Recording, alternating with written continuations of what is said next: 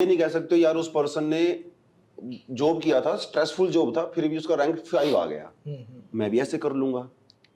यार उसने तो फुल टाइम 5 साल तैयारी की, उसका रैंक फर्स्ट आ गया, मैं भी ऐसे कर लूंगा। अरे हर किसी की स्ट्रेंथ, वीकनेस, उसका स्टेटस, फैमिली, उसकी स्कूल एजुकेशन, उसका बैकग्राउंड डिफरेंट होता है। और यहीं पे आई थिंक मेंटरशिप भी चीज एक इंक्लूड होती है। आप सरफेस पे चीजें देख के वो अपने ऊपर इंप्लीमेंट नहीं कर सकते। हर किसी की छोटी छोटी छोटी चीजें होती है जो डिफर करती हैं।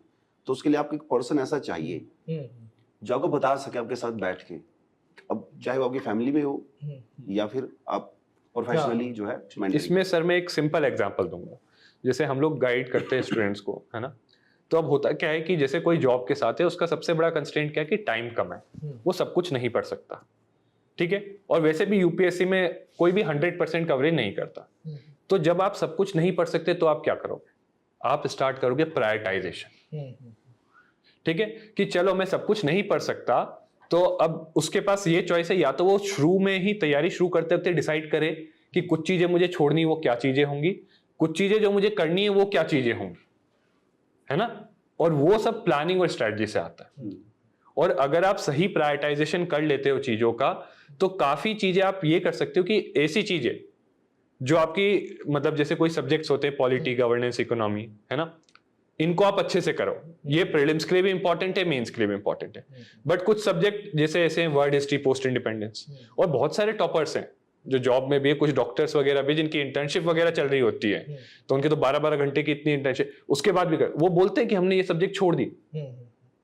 तो ये समझ या तो आप में खुद में होनी चाहिए कि प्रायोरिटाइजेशन कैसे क्या करना है, या किसी के गाइडेंस या सपोर्ट से करो।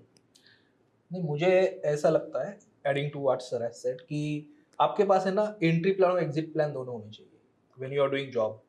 तो जैसे जॉब अगर कर रहे हो तो मे बी आपके पास सबसे पहले मन में होना चाहिए कि देयर इज अ पॉसिबिलिटी कि अगर हम छोड़ भी देते हैं जॉब, तो if you are let's say you are take, आपके माइंड में है कि 1 साल के बाद मेरा हो जाएगा क्लियर, तो नहीं होगा, मोस्ट प्रोबेबली नहीं भी होगा, 99.99% चांसेस है।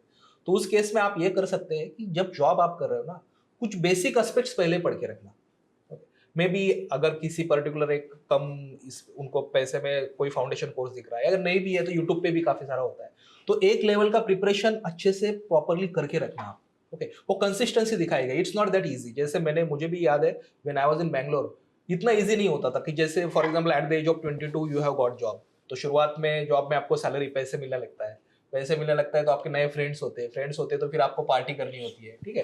और 99% of your circle doesn't want to do that, ठीक है, उसको नहीं करना है यूपीएससी वगैरह ऐसा कुछ, ठीक है। तो मेरे भी साथ ऐसा ही हुआ था कि उनको नहीं करना था यूपीएससी वगैरह सब कुछ, लेकिन हर सैटरडे चलो प्रशांत जाते हैं पार्टी करने, यही जहाँ जाते हैं, तो उसमें हमारा टाइम भी काफी ज्यादा चला जाता है, ठीक है। तो उस वक्त आपको डिसिप्लिन रहना है। कि डिसिप्लिन मतलब क्या है कि लेट्स से 1 ईयर के बाद यू आर प्लानिंग कि you are going to leave the job, okay, तो उस 1 ईयर में first of all study properly, ठीक है।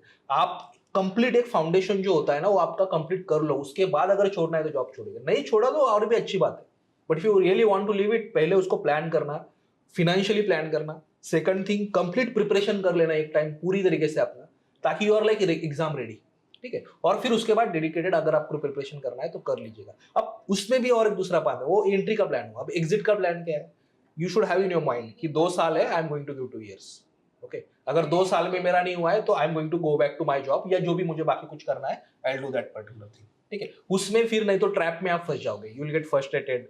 फिर चाहे 2 साल में फिर से आप आपका जॉब नहीं करोगे तो प्रॉब्लम क्या होगा आपका, कि वो जो स्किल सेट था आपके पास वो भी चला गया, फिर आपका वो जो एडवांटेज था वो भी चला गया, आप काफी बड़ा दिखता है, ठीक है। तो entry plan and exit plan is very important. Inspiration पे मत जाना इसमें, मुझे इतना ही लगता है कि जो यूट्यूब पे इंस्पिरेशन दिया जा रहा है, ठीक है, ये क्या होगा, क्या बिजनेस हो चुका है, ये स्टूडेंट्स को समझ में आनी चाहिए कि कोचिंग इंडस्ट्री और मोटिवेशन इंडस्ट्री एक्चुअली वो साथ एक्चुअली चल रहा है इसमें।